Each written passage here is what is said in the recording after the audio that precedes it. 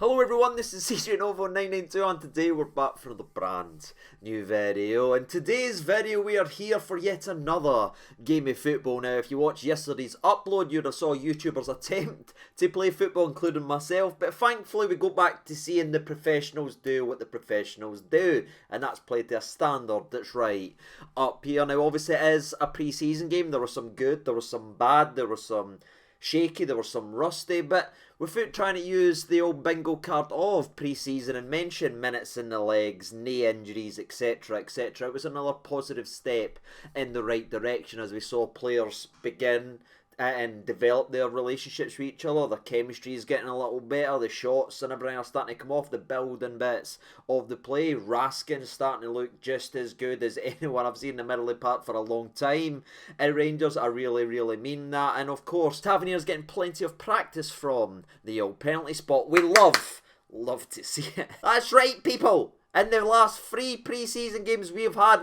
2 penalties. If that doesn't tell you that Rangers is back, baby, I don't know what else will. And there is a couple of things we need to discuss. Obviously the game itself, the result never really matters whether you win or lose pre-season. Obviously you want to play well and it's always nice to win games, but it's not the end all be all. Let's talk about some individual performances, who stood out to you, what you think, and let me know down in the comment section below. And hell, if you find yourself enjoying the channel at any point, please consider hitting that like button or hitting that subscribe button. We are edging closer and closer to that 60k marker. But I want to start off with a laddie that I probably should have mentioned in my last video, and spoiler alert, I actually did mention him, but I'd actually had curry sauce all over my face, so by the time I recorded the video and went back to edit it, I went, by God, did I get any curry sauce in my actual gullet? And I had to redo yesterday's video, so there was a couple of wee people that missed out because obviously fresh ideas, and you know what I'm like. There's no script here, I just go and we'll see where we end up. And I want to talk about young Yfeko, or what I like to call him, Mr. Echo, as I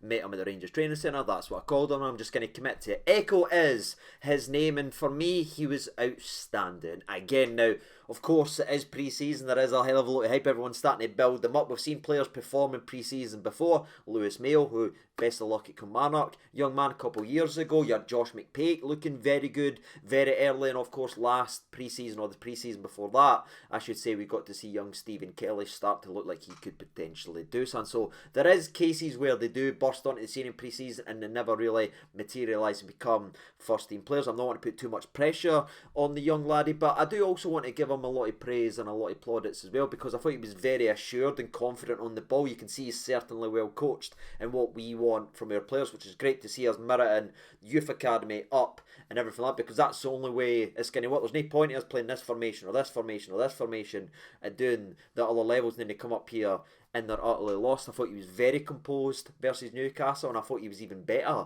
than that today. And sometimes he was taking maybe a risky touch to beat people, but where that scares us, because again we've still got that old school mindset of centre backs, just give it to someone that knows how to play football. Centre backs actually know how to play football these days, and I thought he was doing very well when he linked up a lot of attacks. But more importantly, it's not just pretty stuff on the football with his passing range and again that comfortability in the actual ball. It's the actual way he goes about his business defending, getting stuck in, winning a couple vital headers, winning a couple wee challenges, and more importantly when the crosses were coming in, he was in the right place at the right time. So for me, young Echo was one that certainly stood out to me. And I don't know about yous, ladies and gentlemen, but he's a young man who came from Leicester to come here.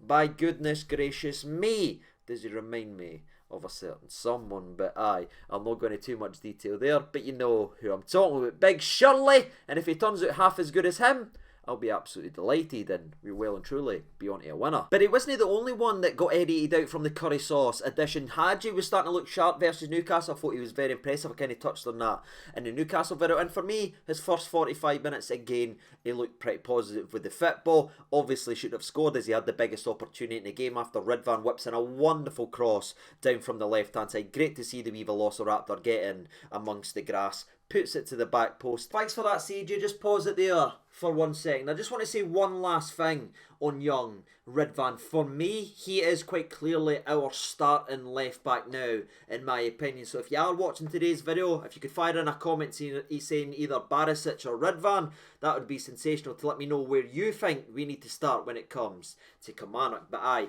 I'll give you back to me. the first touch is there. Hadji does the hard part, but he ends up dragging his shot with his weak foot, which I'm sure he'll definitely look back and be very frustrated on. But he's obviously building his way and he's starting to look like the Hadji we know he can be. Maybe not the guy we saw last year, but we know just how much he had to go through. But if he's going to be the Hadji of old and be the guy, he could be a very important piece in our puzzle this season. So I just wanted to give him a brief mention. But you know where I'm going to go next, ladies and gentlemen, because as great as Raskin was, and arguably he probably was the best player once again from Newcastle to this game as well, it was another midfielder that really took the step up in my opinion and showed he is stepping in the right direction, and that is Mr. Career Mode Kieran Dowell. If you know, ladies and gentlemen, but if you don't, I'll tell you a little bit about him. We talked to him right here on the channel. He's a workaholic. Again, he wasn't the biggest name. Nobody was excited. Remember what the comment section was like when I made the rumour video? You were slaughtering me, slamming me.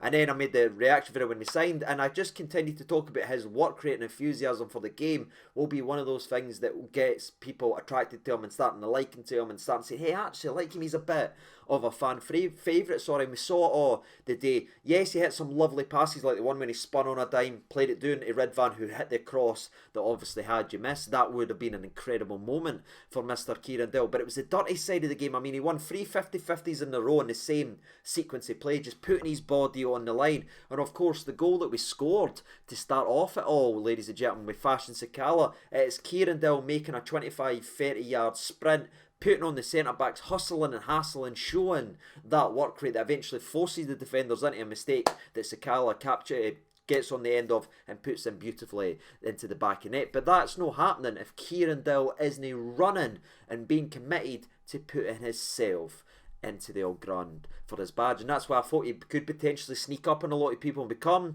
a fan favourite long before any of the career mode nonsense and everything like that and the joys that we've had. But in terms of on the actual park, I think he could be one we'll be real impressed with. And from 2 games that I've seen him, genuinely with the way he's approached himself, he has to be one of the first names on the team sheet in my opinion when Kilmarnock comes calling. Because as much as we're praising the likes of the Dowells and even Big Lammers, who again I'm so infused by every time I see this laddie playing, Desers, which we'll speak about in a minute. There was obviously some ugly ones and uglier performances, and Seema's obviously getting tore up online. I've seen a wee bit on social media and everything like that. And did he have his best game? No, I think you could see again he's still needing to get a wee bit more touch up in his confidence, get back fit. When he does get fit, he'll be an excellent player for us. Let's not hit the panic button yet. He's played what? If you compare his minutes from the first game to Newcastle and this game here, he's barely played 90 minutes for us. Let's not write the young laddie off. I kind of trust Brighton scouts, if you know what I'm saying. They've usually got an eye for talent, and I think he'll turn on. But he could have had a couple goals a day, especially in the second half of the one that Big Lammers put on a plate for him. But that's probably the most toxic thing or the ugliest thing that's gone about regarding the game, if I'm using the right phrasing. But again, am I worried about Big Seema? No, he's obviously still got a wee bit to go in terms of that department, but he'll get there. Before we do finish up, by the way, and speak about kind of the second half and a couple of wee incidents, we did obviously have the second goal of the game, which came from the iconic line penalty to Rangers. It just gets fun the more you actually say it and the closer it gets to the season. Honestly, man, if we get a penalty again from Olympiacos or the last one and then go into Kilmarnock and get an iron, it could just be the season, a full season. Imagine what online will be like. But the way it actually came down, give a lot of credit to Ridvan here, by the way, as well, and our boy Sakala, as the ball eventually gets played to Sakala from our boy Kieran Dowell. Sakala runs right into the box. The boy nails him. Is it on the line? Yes, it's not actually inside the box, but if you know the rules, on the line is technically classed as inside the box, and it's quite clearly a penalty kick. And up steps the skipper. I was a wee bit upset that Kieran Dowell didn't get it, as the delivery man's here. But just like the takeaway that's just arrived, ladies and gentlemen, Tavernier went ahead and delivered, as he put it, right in the bottom corner, and it was beautifully set in that way. And we go in at half time too, and I will obviously make the changes we've kind of already mentioned so far. And again, there wasn't any goals in the second half. People might say, oh, the quality dropped off, and it did on occasion, like I'd said, and everything like that. It wasn't the greatest second half performance you'll ever see, but I did see stuff in terms of people coming in and starting to say, oh, that's going to be good in a couple of weeks. See, when they get up to speed, that could be really good. And Desers and Lammers were a lot of that. I love the way they just kind of intertwined. You can really see this positionless football, if you want to actually call it, that Beale's trying to install in the team, because Lammers was pretty much everywhere, so was Desers. Cantwell was getting in amongst that, and I was just watching it being like, wow, this is going to be really exciting to actually watch, and we are a hell of a lot more unpredictable than we usually are. When it was go wide, cross it, go wide, cross it, bounce into Morelos, cross it. We're no that team anymore. We tried to play football, and there was a couple incidences, where even the likes of young Bailey Rice was heavily involved, where he spun his man, passed it to Big Echo, Echo passed it back, went to Lammers spun on a dime, tried to play Dessers in, but it was a fantastic block from the defender, just stopping it just at the last second. I'm watching that, people, and seeing these have been together for such a short period of time. When they start getting reps in and everything, that starts to build, that pass will make it there, and we could be a phenomenally attacking side, which is all we've wanted now for a long time. Again, the biggest chance we've probably already mentioned earlier on in the video is when the cross came in beautifully from Tavernier. Lammers heads it down. I'm going to give him the credit, he tried to pick out big Seaman. Seaman ends up lifting over the bar. That was the biggest opportunity. But before we do go ahead and speak about obviously the goal that they brought it back to 2-1 just to wrap up the game, I don't know if you remember this, at the last couple minutes of the game, actually, once Hamburg had scored that phenomenal free kick, we kind of hit a ball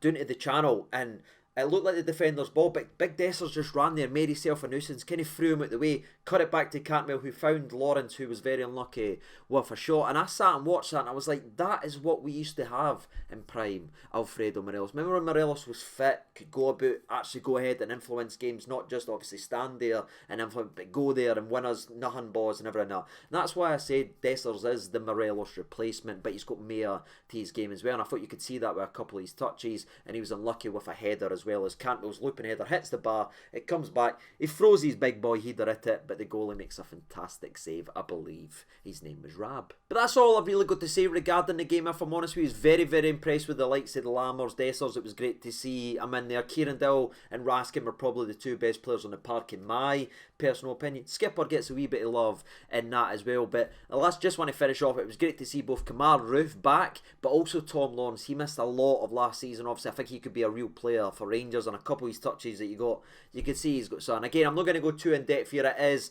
still very early in pre-season, but as a Rangers fan, seeing these new players getting buried in, a couple of the young talented players who has been picked by Michael Beale to potentially impact, it definitely leads me sitting in the right direction. My only negative is young Alex Lowry, again picked for the B team today instead of the first team. I'll be honest, I didn't want to moan, but I just didn't get it. He's not going to learn anything else for there. We need to see if he can take the next step, and I feel like these games should be used for the likes of Alex Lowry, just to see if he can really take that step. But that's all I'm going to say, ladies and gentlemen. That's all I've got to say about the game, besides obviously the Scream Dream free kick. Is it Butland's fault or anything? No. I mean, you could put as many goalies in there, and none of them is saving it. It's just a ridiculous free kick to bring it back to 2-1, and that was game, that was set, and that was match. What about you? What stood out to you in this game? Who impressed you the most? I'd love to know your thoughts and opinions down there in the old comment section below. And as always, I've been Sage and thank you so much for watching. All the best, and bye-bye.